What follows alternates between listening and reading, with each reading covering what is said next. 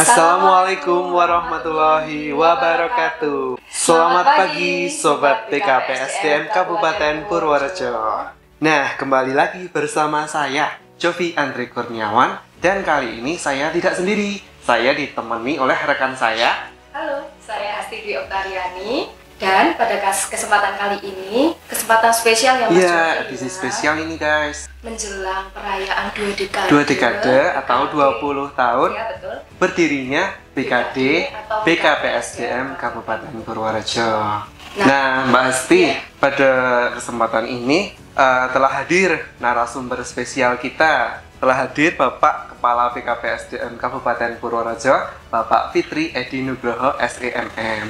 Selamat pagi Pak Fitri. Pagi Mas Jovi, Mbak Asti, sehat selalu. Alhamdulillah.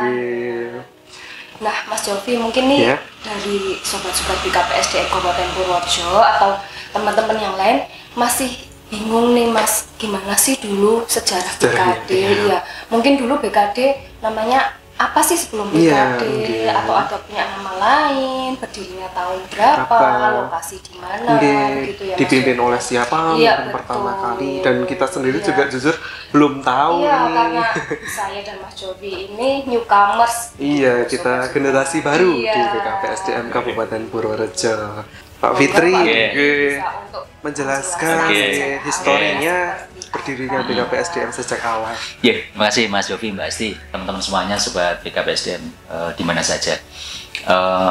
Kalau kita cerita sejarah, tentunya kita harus mengkilas balik atau paling tidak bicara cerita perjuangan senior-senior kita. Dan kalau kita tidak salah, BKD atau Badan Kepegawaian Daerah itu dimulai di 2004, tepatnya 19 Januari 2004. Nah, sebelumnya kalau Mas Jovi, Mbak Asti mau tahu, kita ada namanya UP dulu namanya.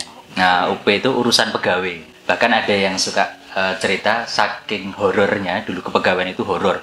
Horor itu orang-orangnya disegani, menakutkan karena galak-galak dulu itu, nggak seperti sekarang. Itu sampai kalau diajak pimpinannya ke UP itu saking takutnya nggak mau. Padahal pimpinannya UP itu urusan pangan, jadi dia mau jajan. Nah, jadi sampai berapa tahun mau kemana ke UP Pak, itu nggak ada yang mau diajak. Nah, berjalan waktu ada namanya bagian kepegawaian. Nah, bagian kepegawaian itu dulu pimpinan-pimpinan yang pertama ada namanya Dr. Andes Pramprastya Ahmad MM. Itu masih di bagian kepegawaian dari 99 sampai dengan era 2001 dan 2004. Nah, perjalanan waktu dulu ada Undang-Undang 4399, yaitu undang-undang terkait pokok-pokok kepegawaian, Mbak Asti, Mas Jovi. Nah, undang-undang pokok kepegawaian itu mengganti Undang-Undang nomor 8 tahun 74. Jadi kalau kita bicara kepegawaian itu memang kalau kita boleh bicara telat ya telat. Jadi reformasinya itu 25 tahun baru berganti. Dan yang 4399 baru berganti di Undang-Undang nomor 5 2014. Itu 25 tahun lagi kan muternya. Nah,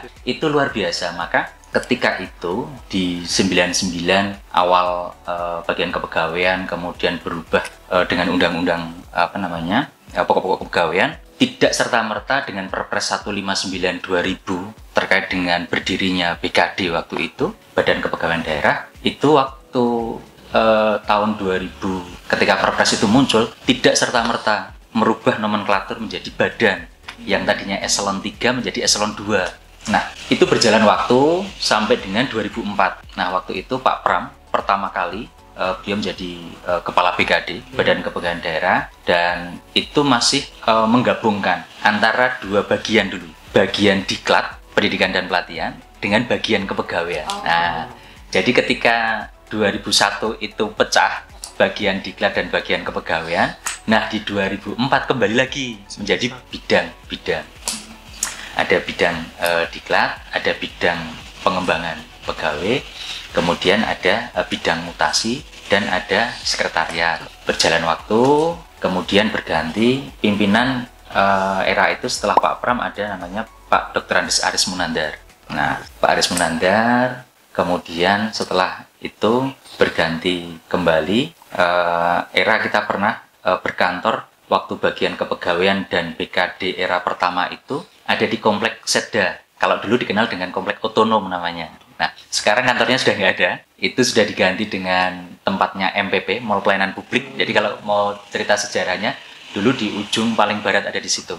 Nah, paling barat. Kemudian berganti, ada pimpinan berganti Pak Mas Duki Simor. Pak Mas Duki Simor. Jadi Pak Mas Duki Simor itu dari era bagian kepegawaian sampai beliau kembali ke BKD. Jadi beliau purna di Juli 2010, beliau purna sebagai kepala BKD, Pak Mas Duki Simor. Jadi beliau sempat memimpin kepegawaian atau unit kepegawaian itu 2 kali.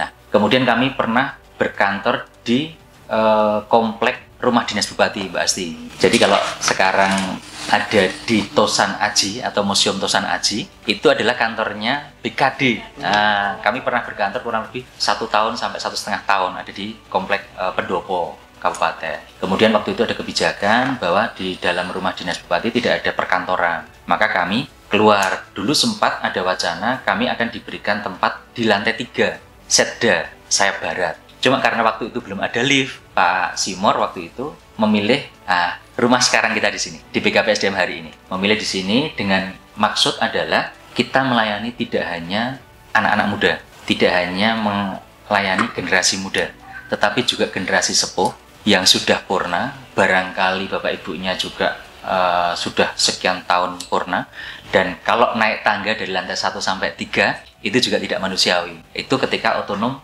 atau kantor Setda sekarang belum ada liftnya. Nah, itu konsep utamanya beliau. Kemudian berganti, kemudian ada pimpinan transisi, ada pimpinan transisi waktu itu. Sebelum ada definitif kepala BKD waktu itu, ada Dr. Hewan Abdurrahman.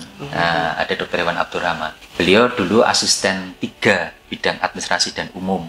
Jadi di era itu beliau adalah transisi kurang dari 1 tahun. Kemudian kantornya juga ada di sini, beliau Pak Dr. Hewan Abdurrahman.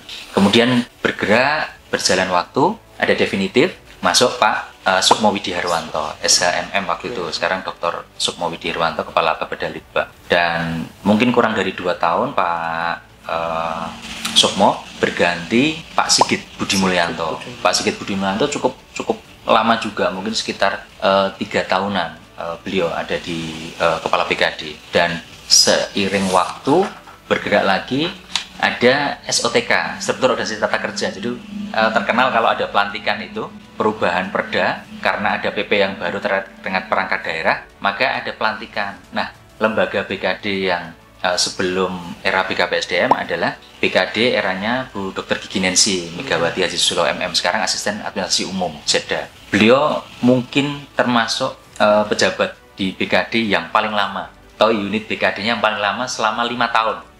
Jadi Bu Nancy itu dari awal Januari 2017 sampai dengan akhir Desember 2021. Nah, beliau 5 tahun full utuh di BKD. Kemudian beliau ke asisten. Nah, sepanjang waktu itu ada SOTK lagi, Struktur Organisasi Tata Kerja yang baru.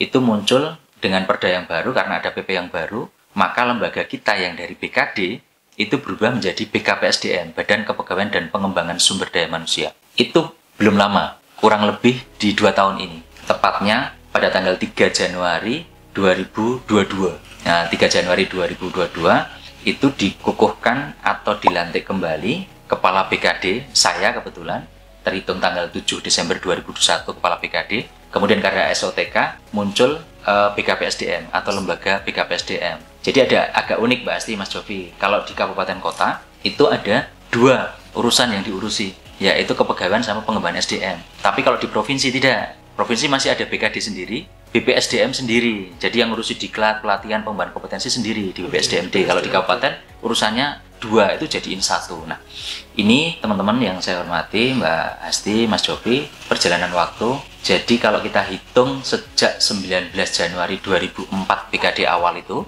sampai nanti 19 Januari 2024 persis kita mengabdi sebagai pelayan masyarakat, juga abdi negara 2 dekade, 20 tahun. Maka cerita sejarah perjalanan waktunya kepegawaian mulai dari urusan pegawai, jadi bagian kepegawaian, jadi badan kepegawaian daerah, sampai hari ini jadi badan kepegawaian dan pengembangan SDM, itu ada di sini. Rumah kita hari ini ada di sini. Gitu, Mas Jovi, Mbak Asti. Nah, begitu Sobat BKP SDM udah dijelaskan secara detail oleh Bapak Fitri awal berdirinya. Kalau yang sekarang disebut BKP SDM, dari awalnya bagian kepegawaian, lalu badan kepegawaian daerah, dan saat ini badan kepegawaian dan pengembangan sumber daya manusia. Dan Mbak Asti, ini nanti beberapa hari lagi ya, mau tanggal 19 Januari, yaitu nanti kan tepat 2 dekade, 20 tahun berdirinya BKD atau BKPSDM Kabupaten Purworejo. Fitri, terima kasih banyak atas penjelasannya. Sudah cukup jelas ya Mas Yofi. Sudah cukup jelas, untuk kita yang newcomers gitu ya Mas ya. Jujur ini baru pertama kali sih dengar dari Pak Fitri langsung. Sebelumnya juga belum pernah browsing gitu juga belum pernah. Karena memang cerita itu memang ada beberapa hal yang mungkin karena tertutup ya dokumentasinya, tetapi sepanjang sejarah selama saya masuk di formasi 98 masih yang disebut dengan formasi provinsi yang diperbantukan. Jadi saya pegawai provinsi yang diperbantukan di Kabupaten Purworejo. Nah 2001 itu ada namanya ODA, otonomi daerah. Jadi yang pegawai-pegawai yang ada di daerah itu ditarik semua.